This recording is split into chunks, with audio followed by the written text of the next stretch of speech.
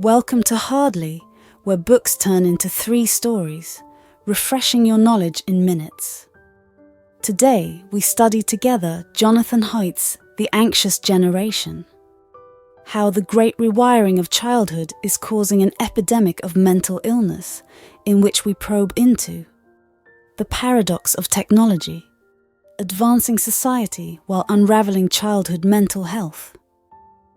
Jonathan Haidt is the Thomas Cooley Professor of Ethical Leadership at New York University's Stern School of Business. Don't go away. Hardly, the editor, will be right back with the story.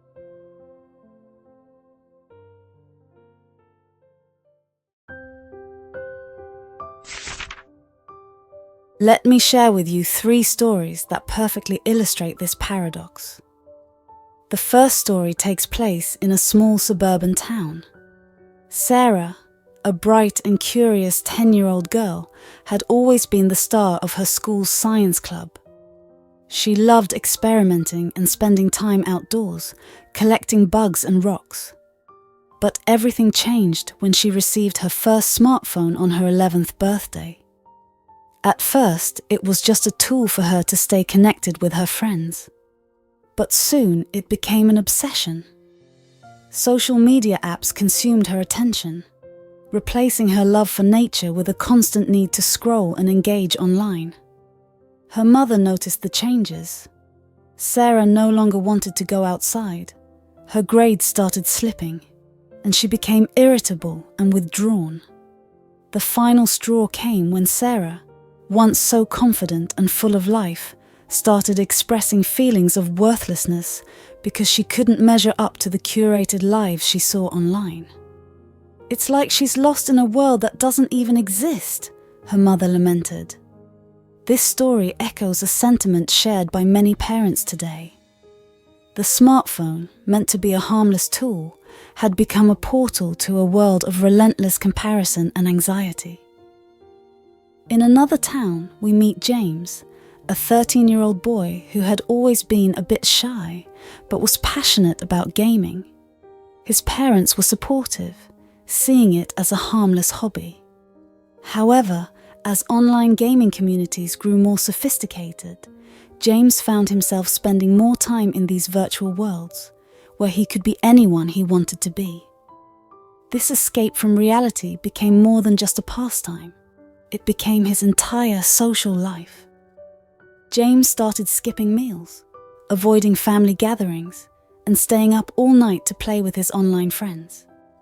His parents, initially unaware of the extent of his immersion, soon noticed the drastic changes in his behavior.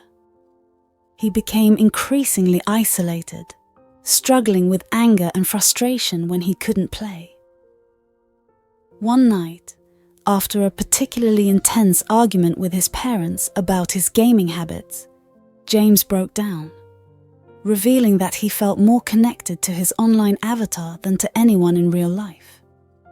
His story highlights the seductive nature of these virtual worlds, which offer an illusion of control and connection, but ultimately lead to greater isolation and mental distress. The third story is about Emily, a 14-year-old girl who, like many her age, was navigating the tricky waters of adolescence. Emily had always been a social butterfly, but the pressures of maintaining a perfect online presence soon overwhelmed her. Her life became a performance, with every moment meticulously curated for Instagram. She spent hours each day editing photos, agonizing over captions, and counting likes. The constant validation she sought from her online followers became a double-edged sword. While she craved approval, she was also terrified of criticism. The stress took a toll on her mental health, leading to panic attacks and severe anxiety. Emily's parents were at a loss, unable to understand why their once carefree daughter was now paralyzed by fear over something as trivial as social media. "It's as if her self-worth is entirely tied to what others think of her online," her father said, reflecting the disturbing reality that many teens face today. These stories, though unique, share a common thread: the pervasive influence of technology on the mental health of children and adolescents. The advent of smartphones and social media has introduced a new layer of complexity to childhood, one that previous generations never had to navigate. On the surface, these technologies promise greater connectivity and endless information. But beneath that veneer lies a more troubling reality. As technology advanced, it reshaped the way children interact with the world. Social media platforms, with their algorithms designed to maximize engagement, often prey on the insecurities of young minds.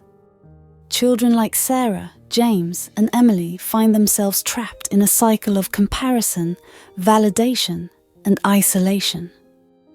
The very tools that were supposed to bring people together are paradoxically driving them apart, creating an epidemic of loneliness and anxiety. One of the most insidious effects of this technological shift is its impact on self-esteem. Social media, with its endless stream of curated content, creates unrealistic standards of beauty, success, and happiness. For young people whose identities are still forming, the pressure to conform to these ideals can be overwhelming. They are constantly bombarded with images and messages that suggest they are not enough, not thin enough, not popular enough, not successful enough. This relentless pursuit of perfection can lead to a deep sense of inadequacy and despair. But it's not just the content that is the problem.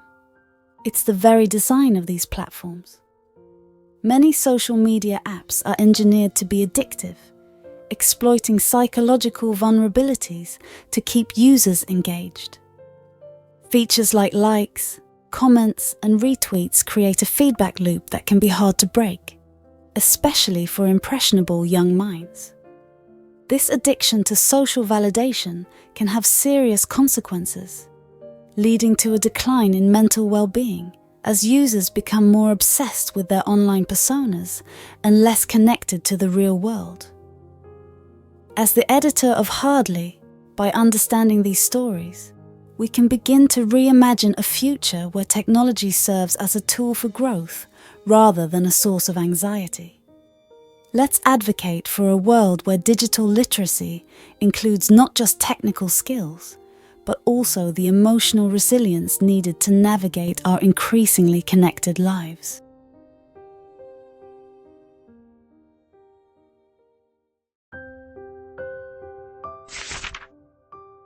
In reflecting on the paradox of technology, advancing society, while unraveling childhood mental health, it's clear that the tools meant to connect us have also introduced significant challenges, especially for younger generations. Consider the story of Lily, a 12-year-old who had always been an active, happy child until her school introduced tablets for educational use. What started as a learning aid quickly morphed into an obsession. Lily spent hours not just on schoolwork, but exploring apps, games, and social media. Her parents noticed a shift. Lily, once eager to join family activities, became withdrawn, preferring the screen's glow to real-life interactions. The turning point came when she began experiencing anxiety attacks before school, terrified of not keeping up with her digital world. This story illustrates how even well-intentioned uses of technology can spiral into unhealthy dependencies, impacting mental health. These individual stories reinforce the broader concern that while technology has brought about incredible advancements, it has also disrupted the natural development of children, leading to increased anxiety and isolation. The question isn't just about limiting screen time, but about understanding and mitigating the psychological impact of these tools on young, impressionable minds.